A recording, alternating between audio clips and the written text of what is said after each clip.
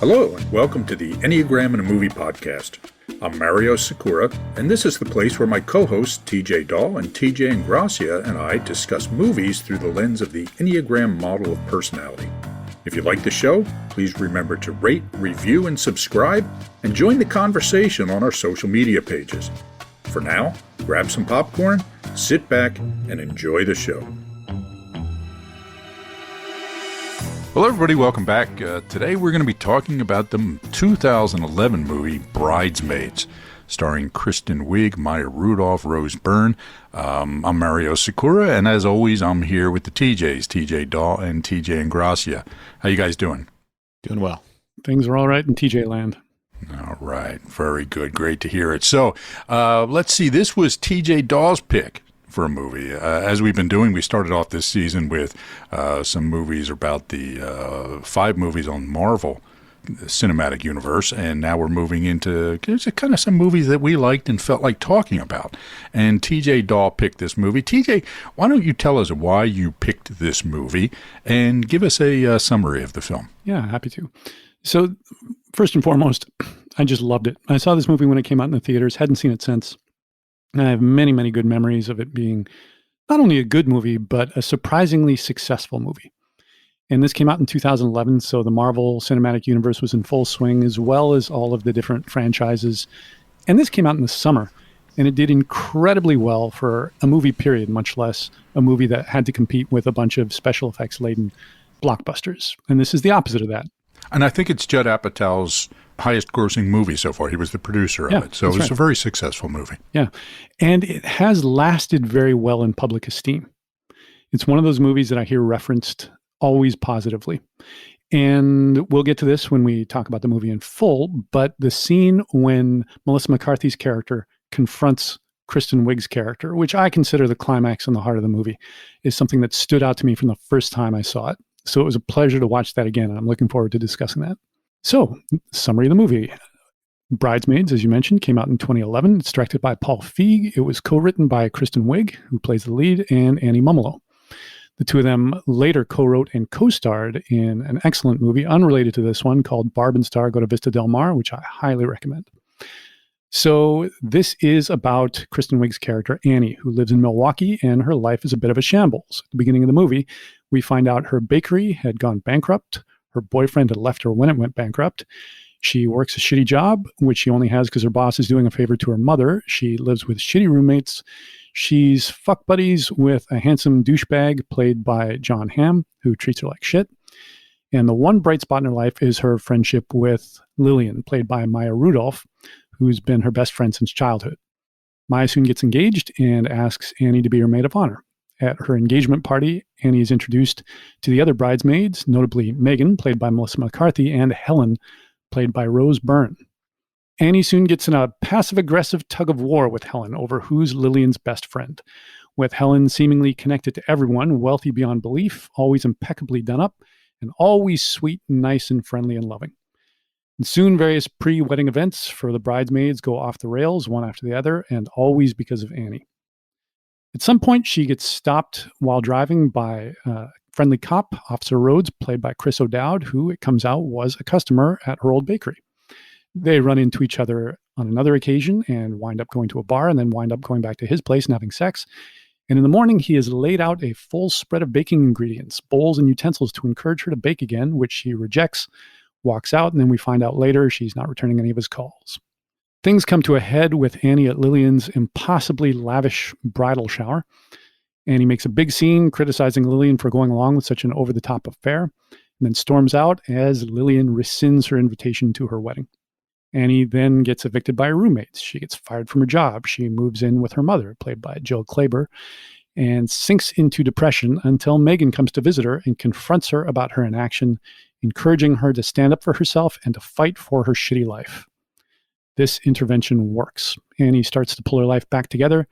She bakes a cake for Officer Rhodes as an apology, which he ignores. And soon Helen shows up asking for help as Lillian is nowhere to be found on her own wedding day. They find Lillian in her apartment. Annie goes in on her own and gives Lillian the support she needs to see her wedding through, which Annie comes to as her maid of honor. after which Officer Rhodes is waiting for her outside the wedding, having accepted her apology for shutting him out. They kiss, and then she rides off with him into the night in his cop car. Excellent. Thank you.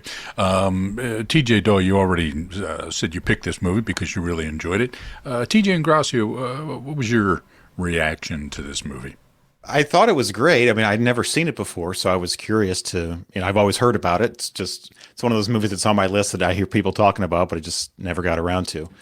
We'll probably get more into this as we talk about some Enneagram themes, and I've been trying to think about why I have felt this way about films and TV shows. Films and TV shows that have cringy kinds of scenes, like the scene where Annie and Helen are one-upping each other doing the speeches at the engagement party. That scene might only be, 8 minutes long or something, but it probably took me about 30 minutes to get through it because I have to pause it to will myself through it.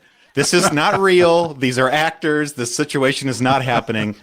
There's probably some sort of one-ish something going on in the background of my lizard brain that makes me feel so embarrassed for these people that it's hard for me to get through it. But still, it was a great movie. And I love Kristen Wiig. I think she's one of the all-time greats on Saturday Night Live. It's hard for me to see Melissa McCarthy and not picture her Sean Spicer from the last few years of Saturday Night Live. But overall, it's a great cast, great film. Yeah, I enjoyed the movie as well. And it was certainly quite a few of those cringe-worthy moments that you're talking about. Some over-the-top, well, I wouldn't say over-the-top, but I guess some pretty cutting-edge sort of humor. Clearly, this was a Judd Apatow movie, right? I mean, Kristen Wiig and Mumolo wrote the script. Paul Feig directed it, but this just felt like a Judd Apatow movie. This felt like a Knocked Up or a Super Bad or something like that. So it had his fingerprints all over it, we'll say. Although it wasn't, he was the godfather of this movie. You could tell, I think, rather than being the actual writer or anything like that or director. So there was that part of it. Funny movie. It felt to me at times that there were, it was kind of there was a little bit of downtime between gags, right? That there were these set pieces that were often hilarious, right? The wedding dress scene was hilarious. The toast scene that you just mentioned, TJ, I thought was hilarious, despite being cringeworthy. A lot of other things. To me, it was interesting to me, and I'm trying to sort through some of my reactions, right? Because it was a very funny movie. It was a very thoughtful movie. It was a very heartfelt movie in a lot of ways. I guess the thing I walked away from was it an aberration in the sense of it was a female-driven movie that was not specifically a rom-com, right? That showed that women could be funny, which was kind of a topic of conversation at the time due to a Christopher Hitchens article in Vanity Fair where he said women were not funny. But it didn't seem to open doors for other movies like it. Am I missing anything there? That's a pattern that's been observed before. So my main career is in theater, and there's been a few different seemingly door-opening shows by, about, and for women like this, where you would expect that artistic directors and producers all over the place would be, what? There's an audience out there looking for stuff about women. Let's fund more. And then it just doesn't happen. So I'm just left to conclude that the sexism, and by that I mean misogyny, inherent in the entertainment industry is so entrenched that it takes more than just one or two or a dozen massive successes to dislodge it even a little bit. Yeah. And let's hope that it does, because there were some massive talents in this movie, right? Kristen Wiig for sure. But this was kind of the introduction in a significant way of both Melissa McCarthy, who, in some ways steals this movie, I think. And got an Oscar nomination for it, by the way. Oh, did she? Okay. All right. Yeah. And went on to play lead roles in movie after movie after movie. Exactly right. Due, I think, to her performance in this, because I always think of her as Suki from the Gilmore Girls, right? The chef. For me, that's, where I first noticed her. And then she showed that she had far more range, certainly, than she showed in that character in this movie. And Rebel Wilson, too, who I thought was absolutely hilarious in this and has gone on to do some big things. But to the point, it really hasn't seemed to open the doors that one would have hoped. And so hopefully there's still an opportunity for this. I'll also say that I just last week was in Los Angeles and did a Paramount Studios tour. And much of this movie was filmed on that lot, right? It takes place theoretically in Milwaukee and Chicago. But while we were on the tour, the tour guide said, "Oh, that building over there is where the cupcake place was in Bridesmaids." So as I was watching this movie, all I could see were all the sets, the scenes that were done on that set, including the chocolate fountain being the same. No, wait, I'm wrong. Yeah. No, actually it was. This part was filmed on the Warner Brothers lot, the same fountain as the Friends fountain. They use that little park there for a number of things. They just turn the camera for different angles and so forth. So anyway, I was a little pulled out of the movie because I had just done the Paramount and Warner Brothers tours the previous week, but really, really enjoyed the movie. Okay. All right. So let's jump right in here. So Enneagram types in the movie. Let's start with the star, Kristen Wiig, who plays Annie. Thoughts on her Enneagram type? I see her as a pretty solid 6. A lot of 6 things going, and I think the overall themes of the movie are very 6-ish. So just to flesh that out a little bit, hanging out. There's an early scene of her and Lillian in the coffee shop. They're talking about their lives. Lillian's expressing her anxiety about her relationship. They share a sense of humor. They're building on each other's jokes. That's a big 6 thing, is let us bond by hanging out. And when I'm hanging out with you, my anxiety lessens because I know I must not be that bad. At least one other person thinks I'm okay. She's playful. When she gets stopped by Officer Rhodes, she tries to charm him by Charleston dancing on the road line. And then later when she runs into him at a gas station late at night, they end up sitting on the hood of his car and they talk about planning a wedding, and he says he thinks it should be fun, like a carnival. And then she jams with him. Like they're able to build on each other's jokes. That's the foundation of what ends up being their romance. She's reactive. So when something presses her buttons, she can't not respond to it, whether it's alone in her car, mocking Helen on the drive home after she first meets her, or in the tennis game when she's aiming at Helen and hitting her on the chest a number of times, and the confrontation at the bridal shower where she freaks out, and the insult contest with the teenage customer at the jewelry store. So that's another 6 thing as well that kind of dovetails into that. Unable to leave well enough alone. So when I get caught up in something, I have to, I can't shut my mouth up, even though I'm making it worse. And even though I know I'm making it worse, I just can't. And after the fact, I will beat the shit out of myself for having done that. And self-sabotage. Every type engages in self-sabotage in some particular way. 6s have their own version, and quite often it's self-aware, and it very much is in her case. So after she leaves Rhodes, because of his loving encouragement that she should bake again, she calls Lillian. She leaves a voicemail where she says, "I slept with a cop that pulled me over and woke up, and he was really sweet and nice and cute, so naturally I ran out as fast as I could. What's wrong with me?" That is something, a sentiment that I've heard from a number of 6s. The devil you know is another big 6 thing. The opening scene of the movie is her in bed with her fuck buddy, Ted, who treats her like shit. And she would like to have a boyfriend, and she obviously would like to have a good one, but she would like to have maybe him, because even though he treats her terrible, I know who he is, and he's good looking, and he's wealthy, and I can lower my standards for that. And then finally, she is hopeful and encouraging when Lillian is anxious. So a big 6 thing that I've noticed and read about is when I'm on my own, I'm paralyzed by anxiety. But when I'm there for a friend who's having a hard time, all the confidence and hope and optimism that were not available to me seemingly on my own are right there. And it's not just something I'm saying, it's something I feel in my blood and in my bones, and it's real, and that comes across. TJ Ingrassia, any reaction to that? Yeah. Okay. So I saw it quite a bit differently. So, but this is what's so interesting about the Enneagram is the external traits can look so similar. It's a fictional film, and so different types could be reacting exactly the same way. We don't necessarily have access to her internal drives and childhood traumas and all this kind of stuff. So, it could just be It's a bit of a Rorschach test. Okay, so I'm going to argue for Annie as more of a two-ish character, although I don't disagree with anything that you said. I can see all those things being true. It feels to me like she's very much striving to feel connected. She wants to be connected with Ted, even though he treats her like shit, as you said. She wants to be connected with Lily, her best friend.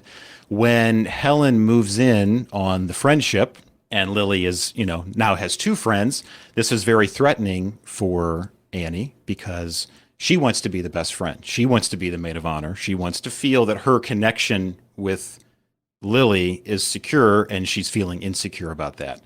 Just to jump in, Lillian is the character. Oh, Lillian. Okay.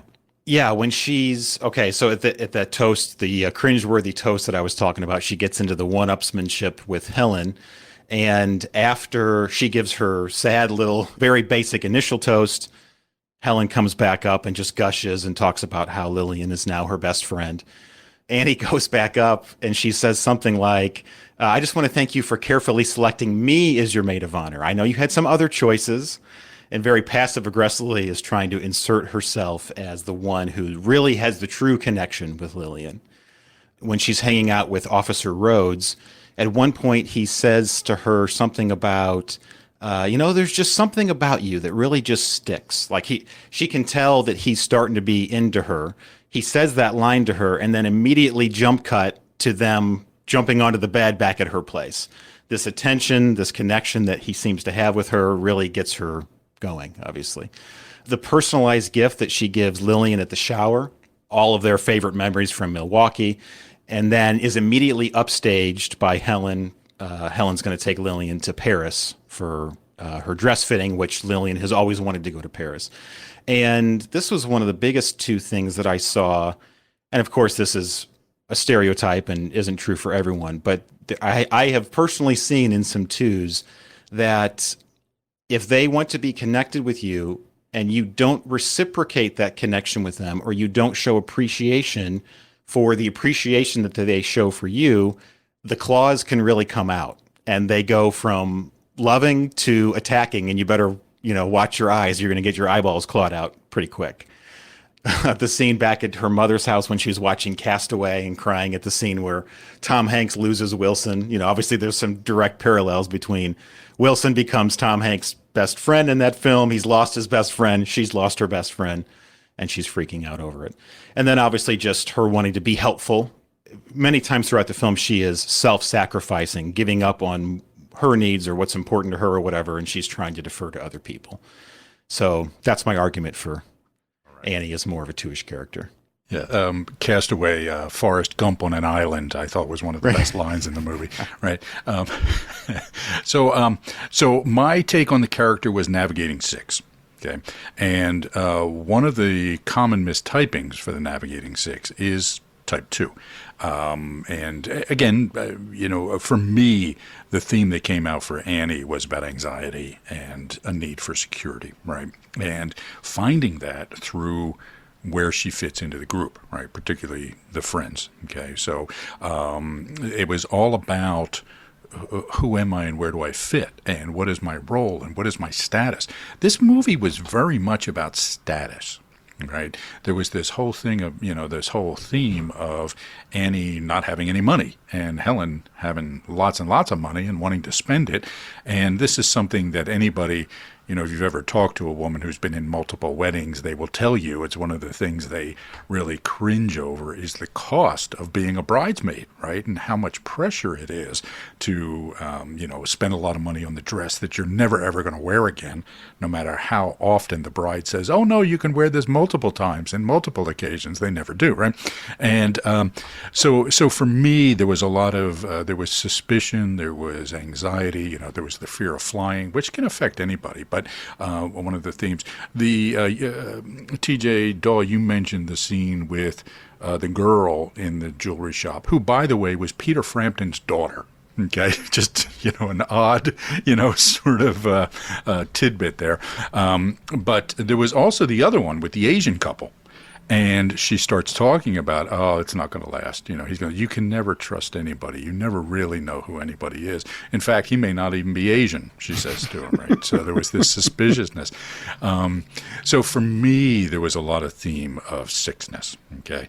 And, again, those two-ish things of helping, which is something we see in sixes quite often, right? And so it's, and the connection thing, again, something very common in sixes as well, but it's connection in terms of security and identity, I think,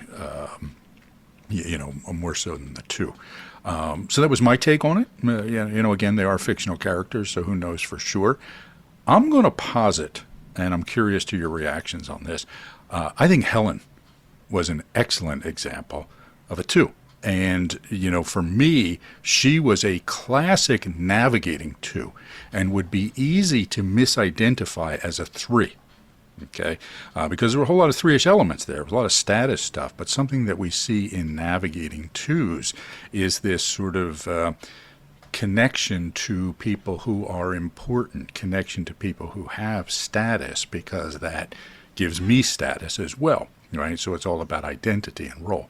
They don't necessarily want to be king; they want to be kingmaker. Exactly right. Exactly right. And then frustrated because they've lost their own identity, and that's the big breakdown that Helen has later in the movie, where she's saying, I do all these things, and yet I never feel satisfied. Nobody loves me. I don't have any women friends. My husband doesn't talk to me, et cetera, et cetera. So there's this sorrow. And the other thing we saw in her that is very indicative of twos is flattery. I mean, she was flattering people throughout the movie, and even when it was kind of a backhanded thing to establish dominance, right, that she would flatter first and then kind of put herself above. There was this sort of false emotionality to her very often, I thought. There was some real emotionality for sure. But, when I was watching the toast scene, I turned to my wife, we were watching it together, and I said, I could not get far enough away from that woman, right? Just with the, the whole woohoo and, the nickname for Dougie or, that sort of thing, right? So I saw that character as a very clear two. Thoughts on that, guys? I saw her as a transmitting two, but navigating makes sense. Like, she dressed like a transmitter. She was always very done up. Wearing long, flowy dresses. Her makeup and hair were perfect. Not that navigating two was particularly a woman who was absorbed that this is my role in this world, to be beautiful and sweet, would necessarily do that too. But navigating does make sense as you describe it. A few other two-ish things that I put in my notes is she's always sweet, nice, smiling, laughing, loving, affectionate, but there's a calculating eye behind it all, which is seen in glimpses. And in the tennis match scene, there's just a close, and Rose Byrne is such a good actor, and then because it's film, these things can be done with just a microsecond facial expression. There's a shot of her face taking in Annie's pain when a tennis ball baps her in the chest. And in the scene, like the dueling brides toasts or bridesmaid toasts, you can see that calculating mind at work of like, no, you're not going to win this. I am. Like, it's not good enough to let somebody else have the final say. And then she's undermining Annie's ideas. She kind of kiboshes Annie's idea for a Paris-themed bridal shower and then steals it. And then has this big demonstrative display of just the extreme nature of how much I love you. I'm going to take you to Paris, the place you've always wanted to go. I'm going to we'll do a fitting with your dress designer, who, of course, I know and set you up with. So nobody loves you as much as I do. And then at the very end, the fact that Wilson Phillips have showed up, there's that nice exchange between Annie and Helen. It's like, really? She says, just one last one. Oh, fine, okay. And then a nice two-ish moment at the end, too, is that Officer Rhodes shows up, and it's clearly Helen that did it. So the two of them really do make peace. And that she's, at that point, showing some pretty healthy two-ness of like, I know that you have an attraction. I know that there's bad history here. I also believe that it can work between the two of you. And if I just put you together and get out of the way, maybe it'll happen. And it does. I'll just make a comment about the navigating versus transmitting thing. Even though she was often, dressed immaculately, there didn't strike me as a blatant sort of sexuality to her and seductiveness, which is something I often associate with transmitting twos of both genders, or both sexes. One of my favorite examples of that is, I think, Tony Manero from Saturday Night Fever, who I think is a very transmitting two sort of character. Right. And, again, there's just this sort of blatant sexuality. Another example would be the classic Fatal Attraction, Glenn Close character. Right. There's a seductiveness and an intensity that didn't seem to be there with Helen in my view. Penny Lane from Almost Famous is a great transmitting two as well. Yes. Something else I liked about this is that it's got a two antagonist who isn't a psychopath. Yes. So, Fatal Attraction is mentioned quite often as a movie to watch if you want to see an Enneagram 2 in action, or Misery. So these are both examples that would make people, twos studying the Enneagram, particularly women who are identifying as twos, just recoil and say, I don't want that to be my type. Right. Helen's still the antagonist, but she's not a monster in any way whatsoever. Right. And we do see that nice moment of vulnerability that you described where she admits that she's actually really lonely. Yes. She's a sympathetic character for sure. Yeah. Her stepkids hate her and are really rude to her face, which she laughs off and pretends it's just all in fun, but it's not. Right. And she does want love and connection, and you get the sense she doesn't really have it. Yeah. Good. TJ Ingrassia, any thoughts on the Helen character? Nothing more to add. Yeah, I concur with all that. Yeah, I was saw some three-ish stuff, as you said, but I think that navigating two explains a lot of that. All right, good. So speaking of threes, Ted, any argument about the threeness of Jon Hamm's Ted? This might have been the first major film role that he did after Mad Men, or after Mad Men became the splash. So it's impossible, certainly when the movie came out, to see his character and not think of Don Draper. And I don't think that Jon Hamm is a 3 in real life. I think he's a 9. But he's able to play a 3 really well, and he has no qualms about looking ridiculous, which he just had the greatest fun doing. It's like, here's a cartoonishly hateable 3. Yes, it's the Glenn Close equivalent, the Fatal Attraction equivalent almost of the 3, right? Yeah, a completely unredeemable character, but hits every 3 note, right? Striving to feel outstanding. It's, self-absorbed. I would say probably a transmitting 3. TJ, you've used the term fuck buddy a couple of times throughout the episode, and this is how he addresses her when he picks her up after her car got rear-ended, right? He drives up while the police officer, what was his? Rhodes. Officer Rhodes, right? While he is there, and and hollers out the window, "Hey, fuck buddy, how you doing?" Right? A completely unlikable guy, and a very clear Enneagram 3. My apologies to all our 3 friends listening out here. He is not representative of the species. So, any other thoughts on Jon Hamm's character in the Type 3 here? I don't know that it's necessarily a 3 thing, but just one line that really stood out to me is in that opening scene in the morning when she's done herself up to try and make herself look beautiful, and they're bantering. And at one point he just says, "Oh, I just really want you to leave, but I don't want to seem like a dick." It's like, that is a good compact bit of screenwriting of like everything you need to know about that character is in that line. Right. And a perfect encapsulation of where Annie is. There's a screenwriting precept that was made famous by a screenwriter called Blake Snyder called 6 Things That Need Fixing. And the number doesn't need to be 6. It can be any number of things. But early on in the movie, you want to establish that the protagonist has a number of things that could be going better in their life. And Annie's a pretty good example of that. She's got a lot of things in her life that right from the opening scene, we can see, things aren't going so great for Annie. And let's hope that things get better for her by the end. And not only were things not going well for her, but she was a public failure. And in that opening scene, she does leave Jon Hamm's home, and she's trying to get out, and she, the gate is locked, and she doesn't want to go back to ask him to undo the lock, so she starts to climb over it, and then the gate starts opening with her sitting on top, and the neighbors are all watching, right? So it's just this public humiliation that this poor woman has been experiencing. And we see that as a theme that goes throughout the movie, right? Most of her humiliations are very public. And she doesn't say, "Okay, I'm done with this guy. I don't need that." Right. She goes back to him. Right. More than once. If you want to find out more about my work with the Enneagram and organizations of all kinds, or our certification programs, visit me at mariossikora.com or follow me on social media. Hi, I'm TJ Dawe, and I do one-on-one consulting on creative projects of all kinds, as well as Enneagram coaching. I teach an online course on how to create your own one-person show, and I speak at events and perform shows of my own. For more information, go to my website, www.tjdawe.ca. This is TJ Ingrassia. To check out my YouTube series Typecast, which explores the Enneagram through film and television, go to youtube.com/typecast. And if you're interested in my professional video production services, check out tjingrassia.com. Let's see, who else do we have here? I'm saving my favorite for last. Let's talk about Officer Rhodes, played by Chris O'Dowd, who, number one, appears to be the only state trooper in all the state of Wisconsin for some reason, because he seems to be everywhere.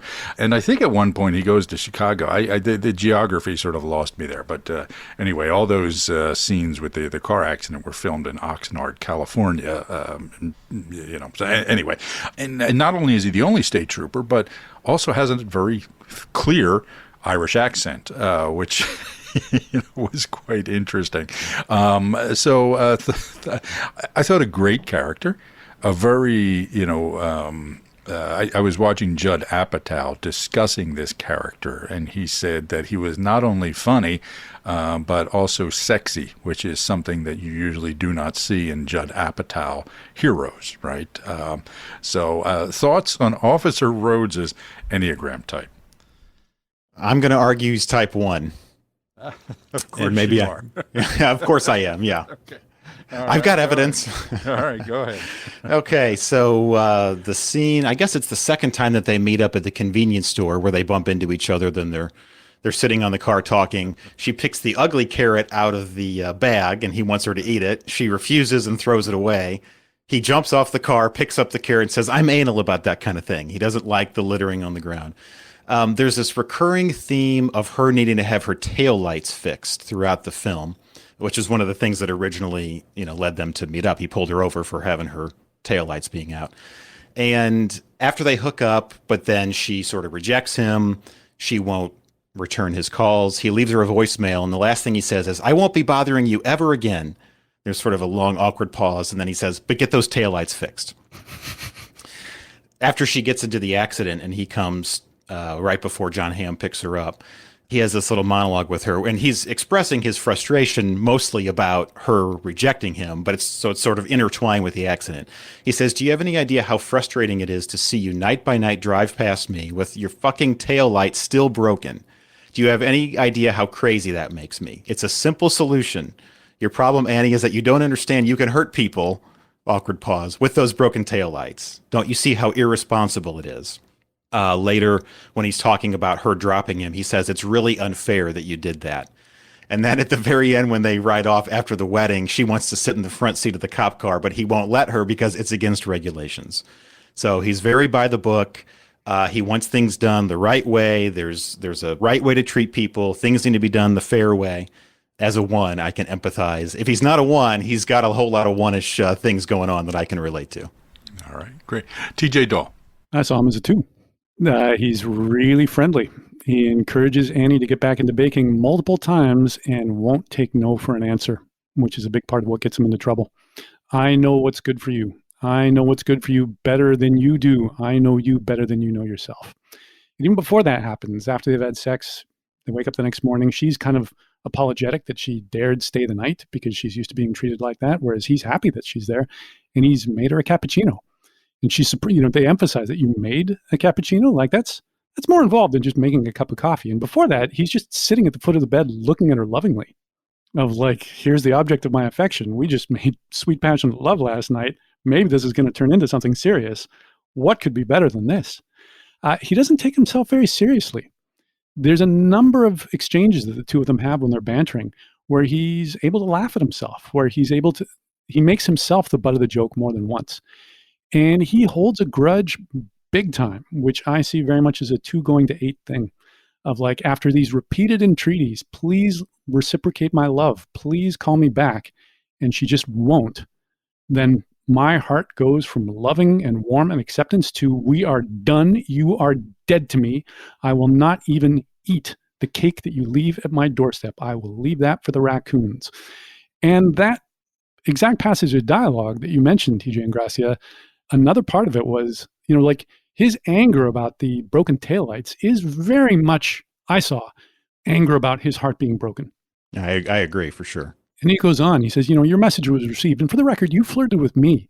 You made me feel like you really liked me, which was really unfair. And then you come home with me and we did stuff, lots of fun stuff, and you were gone. So basically saying, you broke my heart.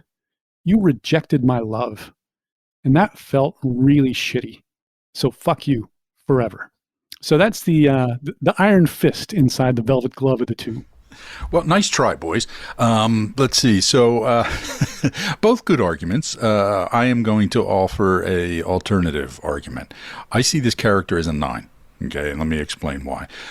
Number one, there was a very sort of easygoing, now I'll say an imperfectly scripted 9. And a 9 playing a police officer whose job it is to enforce rules, right? Which explains some of the one-ish, sort of behavior, I think. For me, the affect was all 9, right? It was this easygoing, self-deprecating quality, right? Which is a classic thing of 9s. Even the joking about, when she says to him, can you be a police officer without being a citizen of the U.S.? And he says, well, no, you can't, but they made an exception for me because I'm so strong and brave and, all these things. And so there's this clear self-deprecation thing, this ability to poke fun at himself, which is not a 2 thing in my experience, right? Very much a 9 thing. Okay. And particularly, for me, again, it felt like a navigating 9. Most of the characters in this movie felt navigating to me. Right. And and again, a very different character from the Helen character, right? Affectively and intentionally and so forth. He had a sort of lightness and warmth and likability to him that, again, felt very 9. And I think 9-ish characters are very common as the heroes in Judd Apatow flicks, right? Because they're just these easygoing, unambitious, salt-of-the-earth kind of guys that you just can't help but like. At least he wasn't smoking pot throughout the whole film, right. As would be common in Judd Apatow films. Exactly right.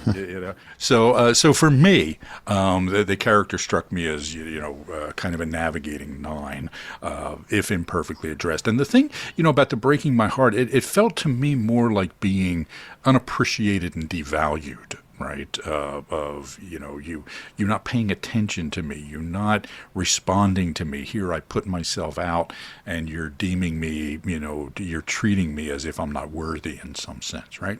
Again, we don't really know the motivation, and it could have gone either way. Oh, and speaking of the littering thing that you mentioned, TJ, this is actually very consistent with the navigating bias. I, for example, become infuriated when I see people litter. It's a violation of the social contract. It's not so much about following rules as it just is about how society functions and works. Everybody has to follow the social norms for people who are navigators. I remember being a part of a panel of socials of all different Enneagram types during a Riso Hudson training way back in the day. And as the panel was concluding, one of the panelists said, completely out of nowhere, and I really hate when people litter. Everyone on the panel, even though we were all heading back to our seats in the audience, kind of got rejuvenated, and we went back to the dais and we did 5 minutes on the evils of littering. Again, the only thing that we shared was that we, because we were all different Enneagram types, but we were all what Riso and Hudson would call social subtypes, which we call navigating. So for whatever that's worth, I think that that response to littering that we saw in the character may have been more to do with the navigating instinctual bias. And it felt kind of like a 9-ish character to me. I would be surprised if Judd Apatow himself wasn't a navigating type. Yeah. Because that's a consistent motif in everything of his I've seen. I also believe that he's a 6. I've read his first book of interviews with comedy figures, Sick in the Head. Yes. And there's a lot of 6-ness that comes across in that. He uses a lot of the same actors from movie to movie, and you get the sense that he's got a crew. And that's Yes. always been the way he operates, and that's the way he likes to operate. And his movies are always about the interactions between people. There's no special effects. There's no shootouts. There's no chase scenes. It's about what are the nuances in human relationships. Exactly right. They're always about identity. They're always about, where do I fit? Who's my group? What's my environment? Navigating Six makes huge sense to me. And when you look at who his comedy heroes are, he always talks about Gary Shandling, for example, Albert Brooks, six-ish sort of characters. George Carlin. He just recently directed a 2-part docuseries on HBO about George Carlin, and had previously done one about Gary Shandling. Uh-huh. Yeah. So, I would agree with that. So probably a 6 and a lot of 9-ish themes, come through for me very often in the movies. Let's see, who else do we have here? I'm saving Melissa McCarthy. So hang in there with me. What about Rebel Wilson, the roommate? Yeah. Any doubts there? Well, go ahead, TJ. What would you say she is? She seemed pretty 7-ish to me. I mean, she's a very minor character. We don't get a whole lot from her, but she has the spontaneous tattoo. She, wanders into Annie's room and reads her journal. She doesn't want to work while she's here on her tourist visa. She can only tour, she says. Right. So, maybe some very surface level, stereotypical 7-ish kind of things, but yeah. Hard. Go ahead, TJ Dawe. Would you suggest otherwise? Yeah, no, I'd agree with that. And I'd also say that I don't know that I've seen her in a movie where she hasn't played a 7. And she's very good. She's very good at playing 7s, and she's very funny and charismatic on screen. Yes. Her dialogue felt, I don't know that any of it was improvised, but I always like, especially in comedy films, when it feels like the dialogue is improvised, even if it wasn't. I think that speaks to she's really, really good because she makes it feel like she's just improvising, even if it was scripted. Yeah, I from what I read about the movie, most of the scenes were scripted, but they would do the scripted take and then they would do the improvised take or multiple improvised takes, and much of the improvised content ended up being used. And one of the things I liked about this movie were some of the kind of sort of quick throwaways, right? And I think, for example, the roommates, Rebel Wilson and Matt Lucas, who played her brother, so they were siblings from the UK, I guess, although I don't know. Yeah, they did make that point because she was there on a tourist visa, so therefore she could only tour. Just a nice little kind of insert that wasn't critical to the story, but was entertaining, right? Every time they would go to those characters. And just little things like the stepchildren that you guys already talked about, right? Helen's stepchildren and other things made this movie better than it would have been without them. Okay. So, Melissa McCarthy, the character of Megan. So, thoughts on the Enneagram type there? I don't think it's a perfect picture, but I see her as an 8. Yeah. I see her as weirder than 8s are generally presented as. So there's all kinds of whack job details in her, but she's also really earthy. She's really lusty. And to me, the 8ness really comes out. It's one of my favorite scenes with an 8 ever, is the scene where she confronts Annie. Yes. The pity party scene. Yes. Yeah. Where I'm life and I'm going to bite you in the ass, sort of thing. And then she literally bites her in the ass. Yeah. I think Melissa McCarthy is probably a 7 in real life and does a great job of portraying 8s. One of you mentioned the Sean Spicer impression that she does. I don't know if Spicer is actually an 8 or a transmitting 6, but she plays him as an 8. And so I would agree with that character. It was not perfect. It was a 7 playing an 8, but if you read the dialogues and you watch it and you listen to it and the themes that she's trying to get, it was a weird 8, probably a transmitting 8 for sure, if the scene in the credits is where she's making the sex tape with the air marshal who is her husband in real life, a transmitting 8 from my view. TJ Ingrassia, any further thoughts on the Melissa McCarthy? Yeah, I concur. Yeah, she's very, very lusty. Yeah, that was a good point, TJ Dawe, that she's a little quirkier, maybe a little more off the wall than an 8 would normally be. Not a perfect depiction, but she certainly seems to enjoy grabbing life by the balls, pretty much. Yeah. And that's a big part of why the performance works so well is she has the room to be off the wall. She's not the main character. Right. So we don't need it to be a fully believable, fleshed out, multidimensional character. She can be this kind of almost like a Hanna-Barbera cartoon character just showing up. But then in that one scene, in that confrontation scene, it actually made me really emotional to see it. Yes. Of just how the toughness of an 8 comes across, but as well as the love of an 8, and how particularly in a healthy 8, that toughness is rooted in love. And when she shows up and Annie's listing all of the shitty things about her life, one of the things she says is that she has no friends. And that's when Megan jumps in and says, I'm standing here as a friend and you're saying that you have no friends.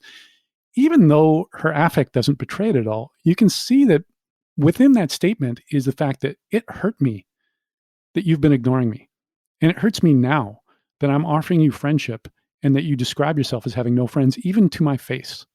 And then when she starts like physically attacking Annie, like not really hard, but still hard enough to get through to her, and then Annie slaps back, she's impressed.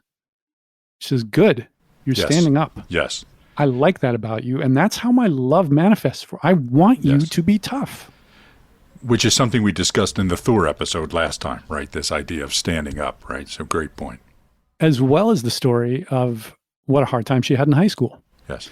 So that's another side of 8s that people don't often see because 8s present themselves as so tough that they didn't necessarily just stride through life like Conan the Barbarian, smashing down obstacles with their club at every turn.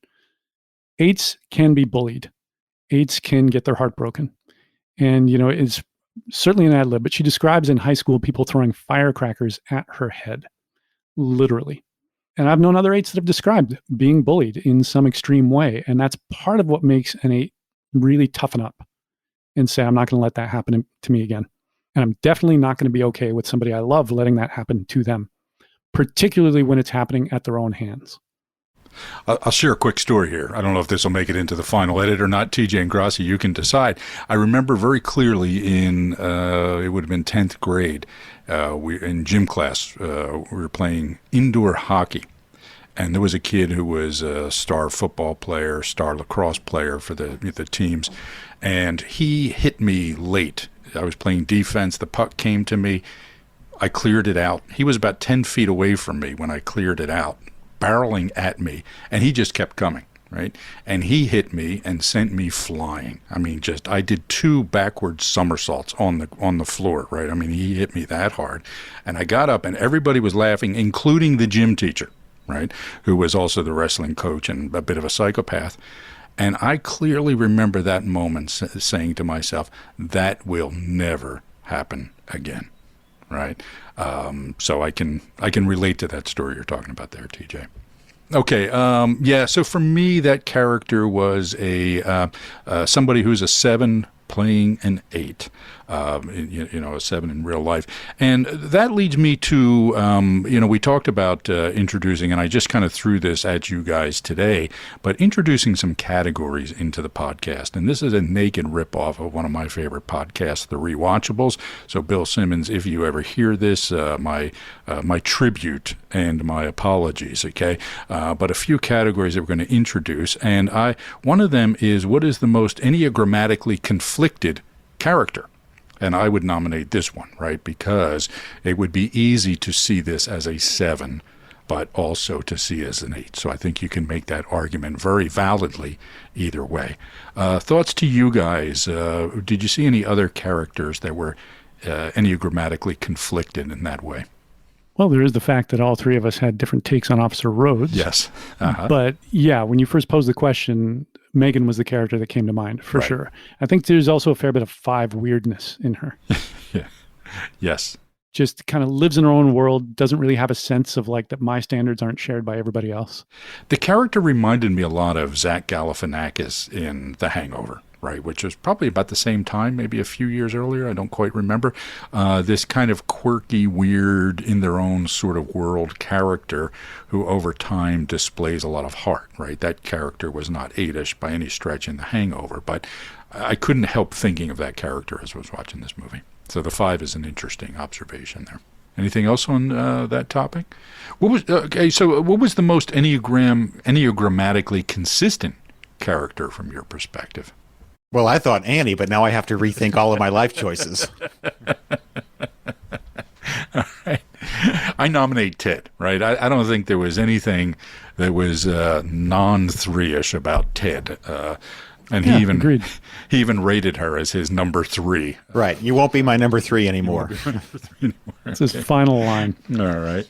Okay. Let's see. Any thoughts on the most Enneagrammatic scene? Any scene that portrayed an Enneagram type very clearly? I think we've touched on this a little bit already.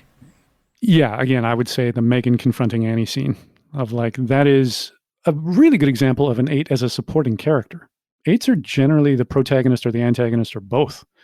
If you have an 8 as a supporting character, then what's their role in the story? Quite often this. Yes. To show up with that forcefulness right when it's needed and to give the protagonist the shot in the arm of strength and courage that they need. Yeah, good. So our final question / category, would this movie be better or worse if the lead character was an 8, a 4, or a 1? Okay, and so if we take the Kristen Wiig character of Annie, and that character had been, we'll start with type 8. And the reason we picked 8, 4, and 1, because that is our Enneagram types, and we don't have time to talk about all 9 of them. But I do not think this movie would have worked at all if she was an 8, right? I mean, just because it was all about her vulnerabilities. It was all about her feeling overwhelmed by life, and that just would not have played well with an 8-ish protagonist. So I rule out, I think this movie would have been much worse and probably incoherent if the lead character was an 8, okay? How about if the character was a type 1, TJ? Probably worse. I mean, I think if she was a type 1, she'd probably be too focused on the details of the wedding, making everything perfect, versus, it was interesting thinking about people who would be planning a wedding and the different motivations. They might want the wedding to be perfect. A 1 would want it to be perfect because it's perfect in and of itself. And even if everybody else hates it, I did it the right way. This is the way it should be. You guys can deal with it. The navigating 2 of Helen wants it to be perfect because she wants to be connected with Lillian, but also some of the 3-ish stuff I saw in her. A 3 would want it to be perfect so that everyone else will think it's perfect. That's the perfection that's important. Little digression there. But so no, I don't think, I think Kristen Wiig was perfect just the way she was. Yeah. And how about with a type 4, TJ Dawe? Again, I don't think it would work. I believe, as I said, that a lot of the comedy came from Annie not being able to leave well enough alone. Not that 4s are wiser in terms of that. I just think under stress, 4s tend to withdraw more rather than engage and pick more. So I can imagine a 4 in this character's situation doing a lot more retreating and just being sad about how, chalk up another item on the list of the way my life sucks. Yeah. And that's terrible. As well as the fact that I can picture a 4 in this situation having to deal with a lot of disdain for conventional wedding traditions and having to either voice that or disguise that as the maid of honor. And that being what the conflict ended up being about is like, you don't want to do a normal, boring, everybody does that. Oh, yes. God, it's been done to death. So different story, different conflict, different movie. I think you could have made a different movie with a 4 in the lead. It would not have been a comedy, right? It would have been something very differently. But I think you could have made a movie with a different movie with this. It always makes me think of, I remember reading about Pretty Woman when it first came out. When Julia Roberts first signed on to that, it was supposed to be a kind of tragic, dark movie. Right. And the original script she read when she signed on was, I think that character died of an overdose at the end or something. Right.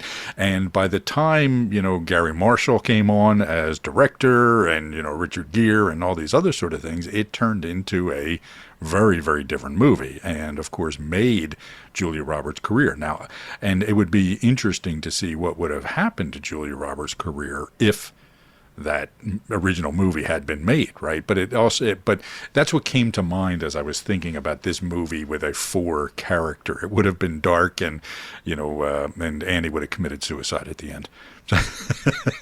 Well, what you described is not that far away from what Julia Roberts' character went through in Steel Magnolias, which preceded Pretty Woman by a year. Oh, really? She doesn't die by suicide; she dies by cancer.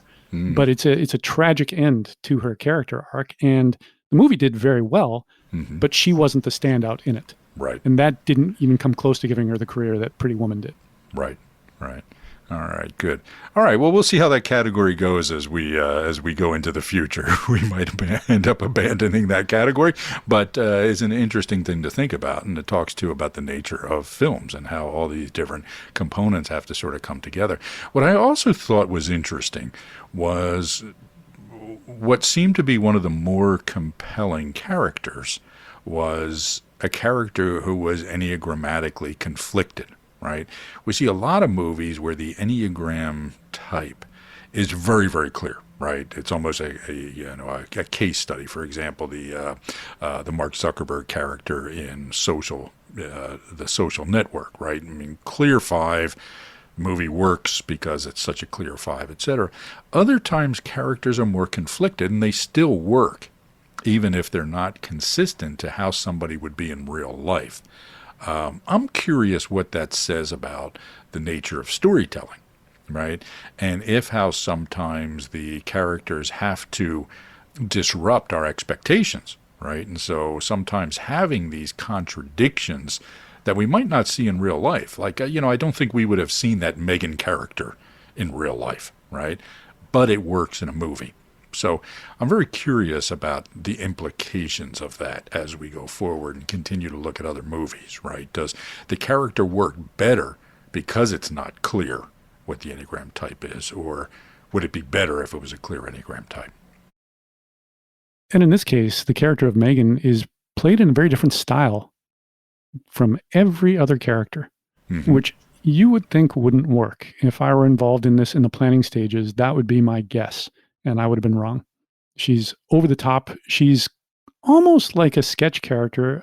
Melissa McCarthy trained at the Groundlings Theater in LA, as did Kristen Wiig, which is an improv theater that a lot of SNL alumni have come from, where their specialty, their signature in the world of improv is coming up with a character and then the actors improvising as that character and making discoveries as that character that they never would have made otherwise. So that's been the foundation of Melissa McCarthy's film career, really. And, she brought that to this role in a big way. But it's almost like casting a cartoon character with a bunch of actual human beings, and yet it totally worked. Right. And I would say the same thing about the Galifianakis character in The Hangover, right? Just not a real person, not, somebody that makes sense in reality, but brilliant in the movie itself. Yeah, when she pooped in that sink, I was just totally moved. It's coming out like lava. Yeah, quite a scene. Okay, good. Supposedly Judd Apatow's encouragement to put in that scene as well. Yes, that scene was not in it in the original movie, and Kristen Wiig and the co-writer resisted. Annie Mumolo. Yes, they resisted putting that in there, but ultimately admitted that it worked, and certainly we haven't talked about Maya Rudolph. Real quick on Maya Rudolph. Thoughts on her character's Enneagram type? 6 is my guess, but we don't see that much of her. Yeah.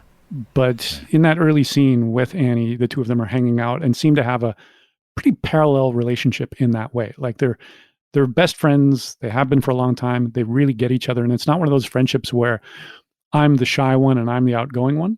Yeah. At least in the scenes where we see them together, they're very equal. They get each other. They have this same way of approaching the world. Right. Okay, guys, any final thoughts on Bridesmaids before we wrap up? As always, I've got more to say, but this builds directly on what we were saying. Kristen Wiig and Maya Rudolph were castmates and friends on SNL for a good number of years. And as we mentioned, the cast rehearsed and improvised for 2 weeks before shooting and then improvised on set as well. And there's an overall theme of bonding in this movie, of friendship. And watching the movie, there was a number of scenes where I just got the sense that these are old and new friends coming together, supporting each other, setting each other up for success, which is what improv is all about. It's not about trying to steal the show. It's about trying to make the scene work and trying to make your partner work. And they've got each other's backs and they're enjoying each other's company. There's even outtakes in the credits of the two leads groping each other while they're lip syncing the Wilson Phillips song. And they're clearly having fun.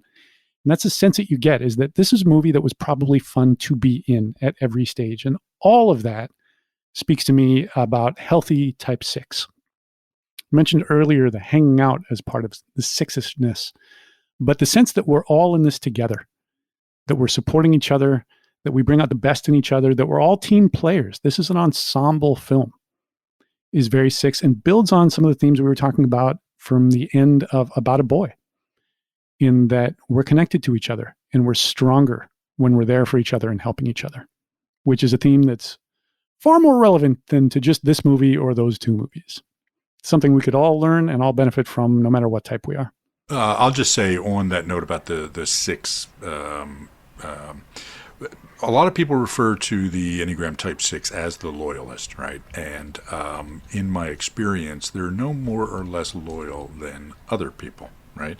But there is this group orientation in particularly the navigating 6, right? You don't see it as much in the preserving 6 or even the transmitting 6, but the navigating 6 is the one who, I feel safe because of my group, right? And so I want to know that there's a consistency in the people around us. I want to know who's getting in to the group because I want to make sure that their motives are pure and that they're going to fit in and they're not going to ruin things and they're not going to threaten the group cohesion, et cetera, et cetera.